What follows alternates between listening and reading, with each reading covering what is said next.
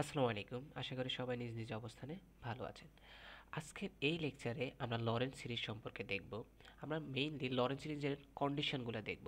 যেই কন্ডিশনগুলো না পারলে, যে নলেজগুলো না থাকলে লরেন্ট সিরিজের কোশ্চেনগুলো করা সম্ভবই না, সেই কন্ডিশনগুলো আমরা আজকে এই লেকচারে দেখব। সো আমরা এখানে কয়েকটা রুল আমি সাজিয়ে নিয়েছি। এখানে rule R1, R2, R3, R4 নামের রুল আছে। টোটাল আমি 5টা রুল এখানে লিখে রাখছি। এর মধ্যে মেইন রুল হলো এই 4টা রুল। আচ্ছা, এখন আমরা দেখি এখানে কিছু কন্ডিশন আছে। আমাদের যদি ফাংশন এমন দেওয়া থাকে যেখানে ফাংশনের উপরের টার্মের পাওয়ার বেশি থাকে নিচের টার্মের তুলনায়, অথবা দুজনেরই পাওয়ার সমান থাকে। আচ্ছা, বোঝা যাচ্ছে না। লেটস সাপোজ আমি বোঝাচ্ছি, যদি তাদের টার্মের পাওয়ার সেম থাকে অথবা কি থাকে, বেশি থাকে, আমি বলতেছি। লেটস সাপোজ আমাদের এক্স কিউব আছে, নিচে আছে এক্স স্কোয়ার। এখানে দেখা যাইতেছে এখানে টার্ম বেশি, এখানে কম। এমন কথা আমি বলতেছি না। আমি বলতেছি এমন কথা যেখানে হলো উপরের টার্মের পাওয়ার আর নিচের টার্মের পাওয়ার আমাদের কি থাকতে পারে, সমান থাকতে পারে। লেটস সাপোজ এখানে এক্স প্লাস ওয়ান কিউব, তার মানে এদের টার্ম সমান। অথবা এমন হতে পারে উপরের টার্মটা বেশি আছে, উপরের টার্মটা বেশি আসছে। এখন আমি এক্সাম্পলের মাধ্যমে দেখাই। এখানে আছে লেটস সাপোজ এক্স কিউব, এখানে আছে এক্স কিউব, আর এখানে আছে x minus one, x minus one, x minus two and x minus three. তিনটা টার্ম আছে, তার মানে তিনোটা টার্ম মিলে তার পাওয়ার কত হচ্ছে, থ্রি হচ্ছে। তিনোটা টার্মের একসাথে যদি আমরা হিসাব করি তাহলে পাওয়ার থ্রি হচ্ছে। তাহলে দেখা যাচ্ছে যে উপরেও পাওয়ার থ্রি, নিচেও পাওয়ার থ্রি, তার মানে তাদের পাওয়ারটা সেম আছে। এই টার্মের পাওয়ার যদি সেম থাকে তখন আমরা এই কন্ডিশনটা অ্যাপ্লাই করি। এমনকি উপরের টার্মের পাওয়ার যদি বেশিও থাকতো তখন আমরা এই সেম টার্মের কন্ডিশনটা আমরা অ্যাপ্লাই করে থাকি। আচ্ছা, আমরা দেখি কিভাবে আমরা এটা অ্যাপ্লাই করে থাকি।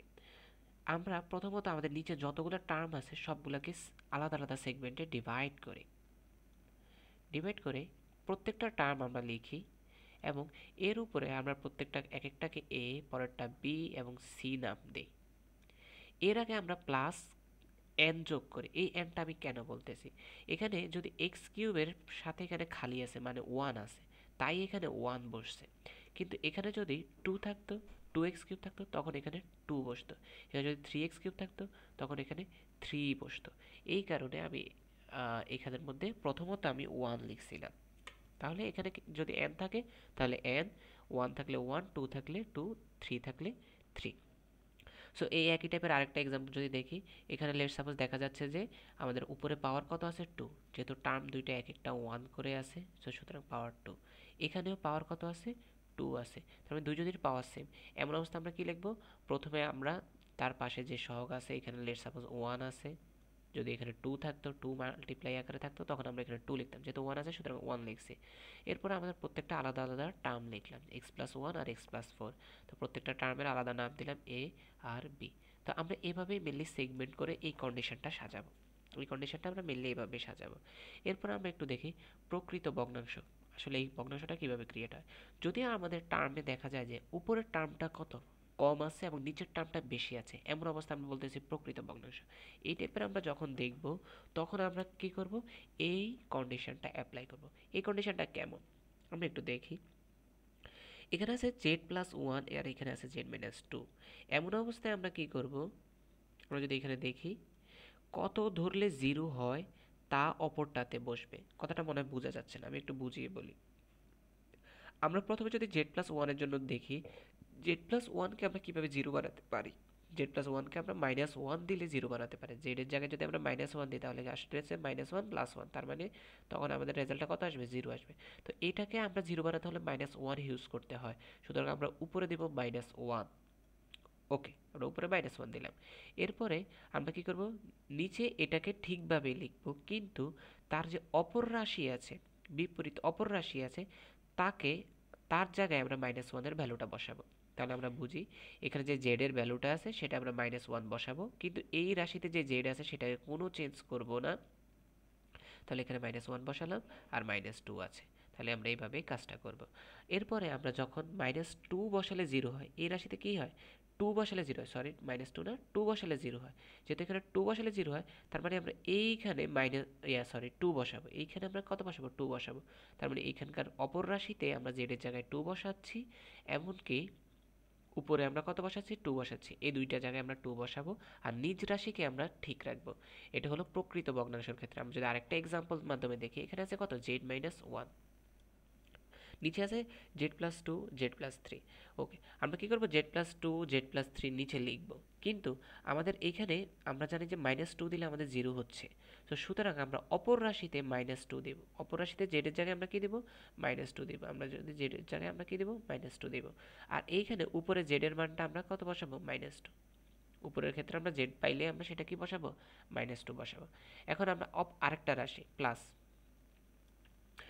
যখন আমরা z+2 নিয়ে কাজ করতেছিলাম তখন -2 বসাইছিলাম অপর রাশিতে। এখন আমরা z+3 নিয়ে কাজ করব। তাহলে আমরা এখন কি করব, z+3 তে হলে -3 হয়, তার মানে আমরা উপরে -3 বসাবো, আর অপর রাশি যেহেতু z+2 আছে, সুতরাং এখানে আমরা -3টাকে বসিয়ে দেব। সো আমরা এখন দেখলাম যে প্রকৃত ভগ্নাংশগুলোতে আমরা কিভাবে কন্ডিশনগুলো অ্যাপ্লাই করতে পারি। আমরা মেইনলি কোশ্চেন সলভ করতে গেলে এই বিষয়গুলো আরও বেশি ক্লিয়ার হব। এখন আমরা দেখি রুল নাম্বার আমার 3। রুল নাম্বার 3তে আমরা যে জিনিসটা লক্ষ্য করতেছি সেটা হলো, এখানে একটা রাশি আছে, যে রাশির উপরে আমাদের পাওয়ার 2 আছে। এমন অবস্থা আমাদের যে রাশির উপরে পাওয়ার 2 আছে সেই রাশিকে আমাদেরকে দুইবার লিখতে হবে। লেটস সাপোজ আমি বুঝিয়ে বলতেছি, আমাদের যেহেতু x-2 এর উপরে পাওয়ার 2 আছে, প্রথমে x-2 কে নিজে লিখতে হবে। লিখলাম আমরা, লেখার পরে x-2 এর হোল স্কোয়ার ফর্ম যেটা আছে সেটা লিখতে হবে। তার মানে আমরা কয়বার লিখবো, একবার হলো পাওয়ার 1 পাওয়ার 2। এখন যদি চিন্তা করে দেখো পাওয়ার 3 থাকতো, তাহলে আমরা লিখতাম x-2 হোল স্কোয়ার, এরপরে লিখতাম x-3 হোল স্কোয়ার, তখন আমাদের আরেকটা টার্ম ক্রিয়েট হতো, তাই না? 4 হলে আমাদের x-4 হোল, মানে আমাদের ইনিশিয়াল স্টেট থেকে শুরু করে 4 পর্যন্ত তখন লেখা লাগতো। তো প্রত্যেকটার উপরে আমরা আলাদা a দিলাম, b দিলাম। এখন আমাদের এখানে আরেকটা রাশি আছে x-3, তাকে আমরা আলাদা লিখে দিলাম x-3c। ওকে, এভাবে আমাদের রোল 3টা কাজ করতেছে। এভাবে আমাদের রোল 3টা কাজ করতেছে। আমরা যদি দেখি এখন রুল 4। আচ্ছা, রুল 4 এর মধ্যে আমরা খেয়াল করতেছি যে আমাদের এখন এই যে টার্ম আছে, টার্মের ভিতরের রাশির উপরে পাওয়ার আছে। আমরা আগে দেখছিলাম যে ফুল টার্মের উপরে পাওয়ার আছে, এখন দেখতেছি টার্মের ভিতরের রাশির উপরে পাওয়ার আছে। এখন যদি টার্মের ভিতরের রাশির উপরে পাওয়ার থাকে তখন আমাদের, আচ্ছা আমরা প্রথমটা যেভাবে আছে সেভাবে আগে লিখে নিই। x-2 এখানে এমন কন্ডিশন নাই, কিন্তু এখানে দেখা যাচ্ছে টার্মের ভিতরের রাশিতে আমাদের পাওয়ার আছে। এমন অবস্থায় আমরা টার্মটাকে লিখব, লেখার পরে উপরে bx প্লাস c লিখব, উপরে bx প্লাস c লিখব, উপরে bx প্লাস c লিখব।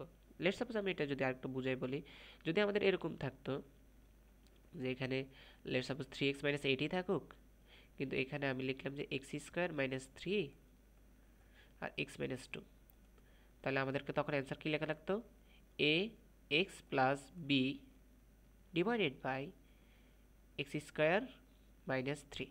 এটা একটা হতো, প্লাস এক্স মাইনাস 2 হতো, এখানে সি হতো। মানে আমরা এইটাকে একটু উল্টাই দিলাম, আমরা কীভাবে হয় দেখতেছি যে যে রাশিটার ভিতরে টার্মের ভিতরের রাশির উপরে পাওয়ার আছে সেখানে আমাদেরকে প্রথমে এ এক্স সিরিয়াল অনুযায়ী প্লাস বি দিতে হবে। আর যেহেতু এখানে সিরিয়াল অনুযায়ী এ শেষ, সুতরাং বি এক্স প্লাস সি। যদি বি শেষ হয়ে যেত, সি শেষ হয়ে যেত, তাহলে আমরা ডি আর ই ইউজ করতাম। এভাবে লিখতে হবে। আমরা এই যে 4টা রুল আছে, এই 4টা রুলের এই 2টা রুল যদি না বোঝা থাকে আমরা একটু কম্বাইনলি দেখি। একটু নিচে আমি আরেকটা রুল 5 লিখে রাখছি, সেটার মধ্যে গেলে আমরা একটু দেখতে পারবো। 3x মাইনাস 8, এখানে x মাইনাস 2কে আমি রাখছি x স্কোয়ার মাইনাস 3, শুধু বাড়তি একটা কাজ করছে, উপরে আমরা একটা স্কোয়ার দিয়ে দিছি। তাহলে এখানে দুইটা জিনিস একই সাথে কাজ করতেছে, টার্মের ভিতরের রাশিতেও স্কোয়ার আছে, টার্মের উপরের রাশিতেও স্কোয়ার আছে। আচ্ছা, এমন অবস্থায় আমরা কি করব, এমন অবস্থায় প্রথম টার্মের জন্য তো আমাদের কোনো কাজ করতে হইতেছে না। দ্বিতীয় টার্মের জন্য আমরা যদি দেখি যে আমরা জানি যে টার্মের উপরে যদি পাওয়ার থাকে, টার্মের উপরে পাওয়ার থাকলে সেটাকে দুইবার লিখতে হয়, যেটা আমরা এখানে দেখছি টার্মের উপরে পাওয়ার ছিল, সো একবার আমাদের দুইবার লিখতে হয়েছে। তো এক্স স্কোয়ার মাইনাস 3 লিখলাম, এরপর x square minus 3 whole square লিখলাম। এই দুইটা জিনিস লিখতে হবে, তাদের পাওয়ার ইনক্রিমেন্ট হবে। এরপরে আমরা দেখতেছি যে এখানে ভিতরের টার্মেও আমাদের স্কোয়ার আছে। তো এমন অবস্থায় ভিতরের টার্মে যদি স্কোয়ার থাকে, সুতরাং আমাদের উপরে লিখতে হয় কি, এখানে আমরা লিখব b x plus c, b x plus c. B x plus c তো শেষ। এখন এখানে আমাদের আবারও এই সেম টার্ম টাইপের আরেকটা আছে, সুতরাং আমরা কি করব, ডিএক্স প্লাস ই লিখব, ডিএক্স প্লাস ই লিখব। সো এইভাবে আমাদের এই কন্ডিশনগুলো সাজাতে হয়। আমরা দেখি আরেকটু ছোট কন্ডিশন আছে, সেগুলো এটা রিলেটেড না, বাট আমাদের এই কন্ডিশনগুলোকে এইভাবে সাজাতে হবে যখন আমরা ফাংশানে এই টাইপের ভ্যালু পাবো। আমরা যখন এই ফাংশনে এই টাইপের ভ্যালু পাবো, রুল 1 রুল 2 রুল 3 রুল 4 টাইপের কোনো ভ্যালু পাবো, সেটাকে অবশ্যই এইভাবে কন্ডিশন অনুযায়ী সাজিয়ে দিতে হবে। আমরা যখন কোশ্চেন সলভ করবো তখন এই বিষয়টা খুব ভালোভাবে ক্লিয়ার হবে। এখন আমরা দেখি কিছু কন্ডিশন।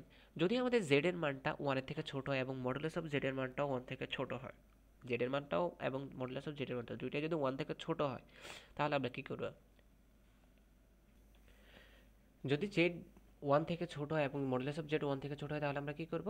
যে জেড তখন আমাদের 1 প্লাস জেড ইনভার্সের মানটা হবে এটা, 1 প্লাস জেড ইনভার্সের মানটা হবে এটা, এবং কি 1 মানে জেড ইনভার্সের মানটা হবে এটা। এগুলো খুব ভালোভাবে এখন ক্লিয়ার বোঝা যাবে না আসলে, আসলে এগুলো কোশ্চেন সলভ যখন আমরা করব তখন আমরা বুঝতে পারবো। আর আমরা জানি যে 1 by z is equal to মানে কি জেড ইনভার্স 1।